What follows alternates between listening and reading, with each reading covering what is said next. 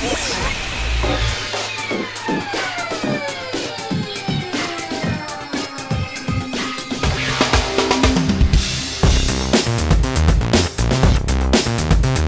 of the biggest spectacles every year at E3 is Microsoft's Xbox booth, and today is no exception. You're in luck because you're going to have a front row seat for everything that Microsoft has been cooking up behind closed doors, so stay tuned.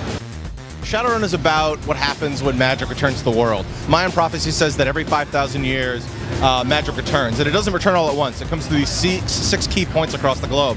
One of them happens to be in Brazil, and two rival factions fight over it. One is a major American corporation called RNA Global. The other is an ancient bloodline called the Lineage, who are sworn to protect the return of magic and prepare the earth for the return of magic.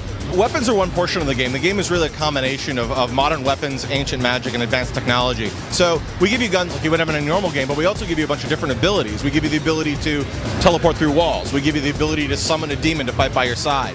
We use tech to give you the ability to see through walls, so you can see an enemy on the one side of a wall, teleport through the wall to kill him, cast a minion for his friend to deal with, teleport back out through the wall, friend finds you, turns to a puff of smoke, and run away. The game is incredibly customizable. It's actually one of the things that we find most entertaining about the game is the game is round-based, so that every round you get new abilities and things like that, and you basically choose what you want to do. So my selection of abilities is going to be based on what game type we're playing, who we're playing against, the map, what things you take, what things my teammates take, to really try to coordinate and mix and match and find the best combination. The console guys want to go against the PC players. The PC players want to try and own the console guys. Our job is to make sure that it's a fun experience where both sides feel that they can play against each other, play with each other, and it's really about the game. It's not about what controller you want to use. What we found was that the console players actually own the PC players way more, and we actually had to do a lot to make the PC experience fair, frankly. So it's been really interesting, it's been really fun, and we have constant grudge matches back at the studio when we're building the game. We got guys that play PC all the time, we've guys that play console all the time, and it's a little war. It's great. Backstory of this game is basically you're playing as the god Baldur. He's been cybernetically enhanced, so he's more than just a regular man. He has extra strength, extra abilities. He can think faster, carry heavier weapons, do stuff like that. But he is more human than a lot of the other guys that he's working with. A lot of them are walking around saying, you need to be cybernetically enhanced more. You're too human. So that's where we got the title of the game from, actually. Can you give me an example of one of the coolest cybernetic adjustments you can make in this game? Oh boy, you know, you're going to have all kinds of guns and things. You're going to have like lasers and missile launchers, things like that. You also have this sword that's called Fenrir. And essentially this sword, as you upgrade it, it's going to change into other forms of itself. So it starts out as a basic sword. It's going to turn into a glaive. It's going to turn into multiple swords and just a whole bunch of other melee weapons. That's probably one of the more cooler enhancements you get as you're going along. You also get things like armor that have different abilities and will help your combat in different ways, you know, by giving you protection, making it so you can react faster, do things like that. What separates Too Human from other action RPGs that are being released this holiday? Well, it's mostly the story in this game more than anything. You know, we're using the Unreal Engine 3, which we're really excited about. Gives us a real next generation level of graphics that we're looking for in this title. Another thing is the animation system we're using. We're using a really high-end bunch of guys that do martial arts as the motion capture artists for this game. These guys have done martial arts for movies like Bulletproof Monk, Hero, a bunch of other movies that are really well known. This is going to be an Xbox 360 title only. It's the only platform we're developing for. Well, Xbox Live Arcade really opens up what's available on the platform, which is great because it's really bringing in the hardcore and the casual gamers that love to play. So we basically have all of the retro style games that are available. They're the ones you knew, the ones you loved. We announced Sonic yesterday. We have a bunch of great Namco, Midway, Konami, you name it. We basically have the awesome retro titles coming. So it's really exciting. But then we have all of the indie titles, the games that you've never before seen on a console because they just don't have a $20 million budget.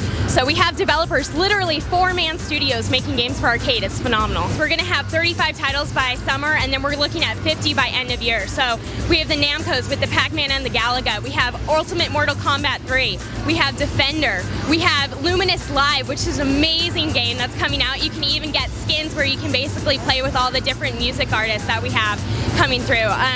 We have a bunch of the new indie titles like Small Arms, we have Hip Shot, we have RoboBlitz, we have Wahoo's cloning Clyde. So it's just an amazing lineup of content that's coming through. Basically, you love it either retro or in the new indie stuff, we have it coming. Luminous Live will actually offer multiplayer over the live service even, so that's going to be awesome. Versus, so you guys can take each other down.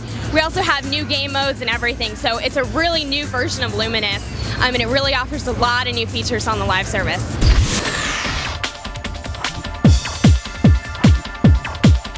What we're going to be seeing here is actually the game where you create your own world. You start out the game with nothing. You basically have dirt when you create the game. And then you build everything that you see on the screen. So each player is going to be creating their own environment as it immediately happens. And everything that you'll see there, every blade of grass, every fence, every structure that's there, actually is placed there by the player themselves. And the goal of that, of course, is to create a place, a world, that is going to be attractive to certain species of piñatas.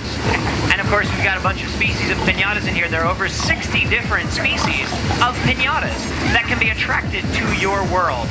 Like this one, the Horstacio here, he is actually drawn to this world by the water and the grass and the apples. So 60 different species of piñatas, hundreds of different customizations, and as you can see here, actually, the Fizzly Bear has a crazy number of accessories. He's got the mustache, funny teeth, mohawk, the backpack. There's even an afro you can get for him. These customizations you can get as you progress through the game.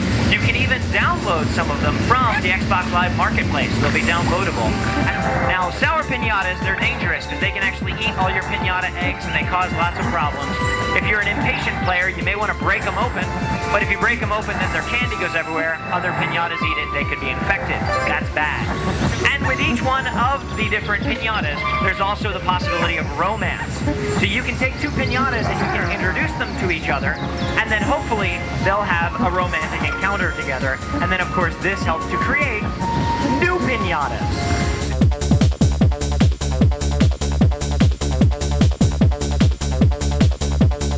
Crackdown's a freeform game that allows you to basically play how you want. There's no linear mission gameplay.